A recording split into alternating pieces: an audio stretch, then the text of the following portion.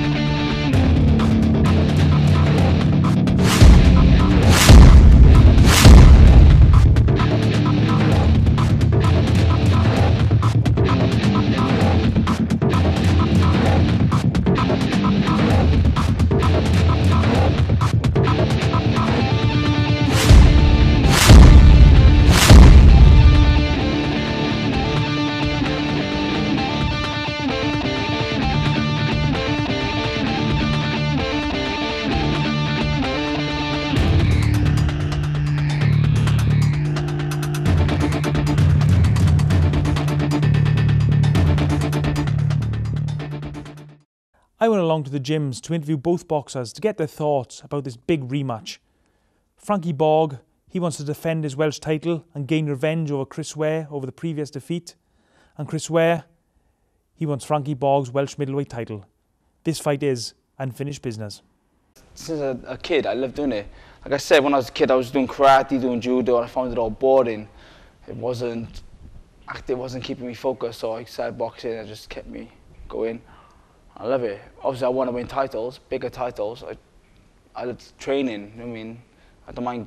I moan a lot when I'm here training. Like, especially when I go outside and it's freezing cold or the gym's cold, I moan. But when I'm in here training, it's good. You know, I've always been like into sport, played lots of different sports, and you know, I was friendly with Enzo when we were sort of younger, and obviously his father had the boxing gym up in Bonamine, so started going up there. You know, just doing a bit of pads, doing a bit of sparring, and then, you know how it goes, it sort of just evolves off the back of that, really. Me and Frankie have known each other for a long time now, probably, well, we boxed each other in the amateurs in 2009, and, you know, if you ever get a chance to watch that fight, it was very similar. I don't think we touched the ropes. You know, we just stood in the middle of the ring and we had it off. Yeah, we met in the semi-finals 6 years ago, and it was a good fight. Very close. It was a double comeback. I lost on 15-0, 45-0, and 4-1. The judges went against me. But yeah, he went on and won the Welsh title. And then boxing was a pro last minute change.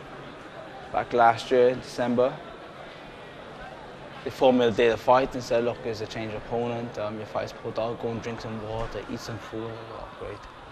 And did that. And I said, Chris Ware? I said, yeah, let's carry on. Let's go for it. And he came out and he won the fight. You know, he won it good, man. So now it's the rematch.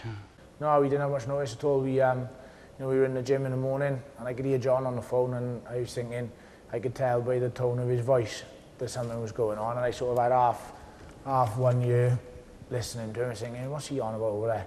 And then he just put the phone on. He said, oh, fight tonight if you fancy it against Frankie, and you know, I said, yeah, let's go. So we had about 10 hours notice. I was on my way to have some food, so I had to skip that. We were given 2 or 3 opponents prior to the fight. We were training for a southpaw at one stage. Then was training for some tall sort of journeyman type fighter. Then there was somebody else, a foreign opponent. He pulled out. So we had 3 pullouts. We were up and down with all over the place. So in the end, we were just training, like, you know, weight was fine. And then we had a phone call to say that the last opponent had pulled out again. 24 hours notice. Can't get an opponent for Frankie. And he was literally off the bill, like, you know, unless you can get an opponent. Frankie and Chris Ware had sparred many times in the gym. I rang John Kagan, asked him if he was interested in the fight. He said yes. They drove up and fought. That's what happened. Well, we've been training, done a few rounds on the pads, and we both were supposed to go for some food. And I'm sitting on machine just by the side of the counter, and next thing the phone calls Tony BORG, and the question was, does Chris fancy fighting Frankie BORG? Well, I was a bit sheepish at first, and I pulled him aside, had a little chat. What do you think? And he said, yeah, great. Got on the phone back to Tony. Yeah, we'll take it. And well, the win is a result in that. Great result. Right place, right time. Usually I come out and I'm jabbing hard. I was just flicking the jab out, really. Maybe I just took like a sparring session, I don't know. I just found it probably a bit easy. And bam, he caught me, I was on my ass. So, so I was behind. The next 2 rounds in, I brought the fight straight back to him. I took it as a fight in. I had to bring him 2 rounds back, which I did. I was going for in the 4th round the same way, and I think, like I said, his match fitness got him through the fight in. He countered, and just at the knockdown in the last round, he caught me on the top of the head. If you watch it, I was furious I got knocked down because I let off in the ring, swearing, I didn't realise I did that, but that's why I did do it. And I lost the fight, so. First round, yeah, I felt comfortable, I was feeling nice and strong. My energy was up, and he sort of walked onto a right hand, he went down. It's quite fast and furious over 4 rounds, and especially with us two, we both sort of meet in the middle. So after the first round, I knew he'd be digging in. He's not the type of person to sort of go into his shell. So it was a good scrap, the 2nd and 3rd round. It was tit for tat. Maybe we could be sort of pointing towards maybe he nicked those 2 rounds. Maybe they were definitely very close. But I just knew, I could feel it. 2 or 3 rounds takes me to get going, and I knew then, right, come on in, let's go, let's have this last round. And to be honest, as the round was going on, you can see it on, if you have a look back at it, it was getting stronger as that round was going on as well. Well, yeah, you can't go 100 miles an hour in a 10-round fight. If you do, you're extremely fit. If you're still there, you know what I mean? And we're all fit boxers and that, but you've got to pace yourself. But you've got to be smart about it as well. Very smart, it's a 10-round fight. I think the 10 rounds will do him well. See, even with warming up, he's warming up in the changing room for an hour, trying to get really hot and warmed up because he is a slow starter. And I think with the right warm-up in the changing room, and by the time we get in for 10 rounds, he'll be bouncing, and with each round goes on, he'll be stronger. The distance could make a difference, but I think any Welshman boxing for the Welsh title, and the Welsh Middleweight Title just carries a bit of prestige to it, I think. So I think Frankie's going to be going in there as a real proud Welsh champion, want to defend his Welsh Middleweight Title, and Chris Ware is going to be going in as a hungry Welsh title challenger, so it all makes for a big fight. Obviously he's a bit more experienced than me, he's been in the game a long time.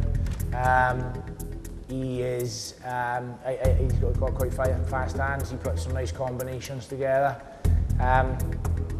He's a good honest pro, he's nothing really sort of I'd say which stands out, but he's pretty good at most of it. He's a strong kid, he's strong and he's fit. He's there, and he can take a good shot. So you can't take it easy and walk over him. He's going to be there with you. You might catch him there, but he's very fit, because that's his job anyway. And he's compact, he knows what he's doing in the ring. No matter who I'm fighting, I'm going to give him a hard time. It doesn't matter who they are. I'm going to be fit, I'm going to be strong.